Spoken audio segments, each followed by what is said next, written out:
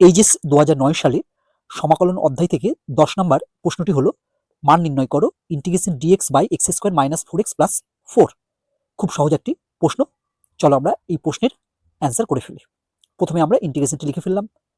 Next লাইনে আমরা লিখছি equal to integration dx by, এবার দেখো এই x square minus 4x plus 4 এটাকে যদি আমরা ফর্মুলা প্রয়োগ করি তাহলে আমরা পাবো এক্স মাইনাস 2 তার হোল স্কোয়ার।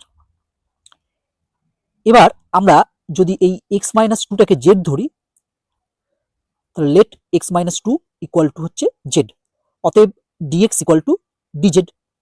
যদি আমরা এবার এই প্রশ্নে এই মানটি বসাই তাহলে কি হবে দেখো, ইকুয়াল টু ইন্টিগ্রেশন আমরা এই ডিএক্স এর বদলে বসিয়ে দেবো হচ্ছে ডিজেড, তাহলে ডিজেড বাই আর এক্স মাইনাস 2 এর জায়গায় বসিয়ে দেবো জেড, তাহলে পাবো আমরা বাই জেড স্কোয়ার।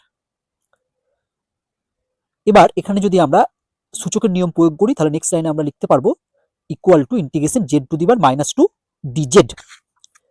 এবার এক্ষেত্রে আমরা কোন সূত্র প্রয়োগ করব? দেখো এখানে আমরা যে সূত্রটি প্রয়োগ করব সেটি হলো integration x to the power n dx equal to x to the power n plus 1 by n plus 1 plus c. এখানে এন এর মান কি হবে না, এন এর মান হচ্ছে -1 হবে না। তাহলে আমরা নেক্সট লাইনে লিখবো equal to z to the power minus 2 plus 1 by minus 2 plus 1 plus c, যেখানে সি হলো হচ্ছে সমাকলন ধ্রুবক। এবার এটাকে আমরা জাস্ট সিম্পলিফাই করব। সিম্পলিফাই করলে দেখো কি পাচ্ছি এটা। এরপর আমরা লিখতে পারবো হচ্ছে -1 বাই জেড প্লাস সি। এবার আমরা এখানে জেড এর ভ্যালুটি বসিয়ে দিই। জেড এর ভ্যালুটি বসিয়ে দিলে আমরা পেলাম -1 by x minus 2 plus c. এটাই আমাদের অ্যান্সার।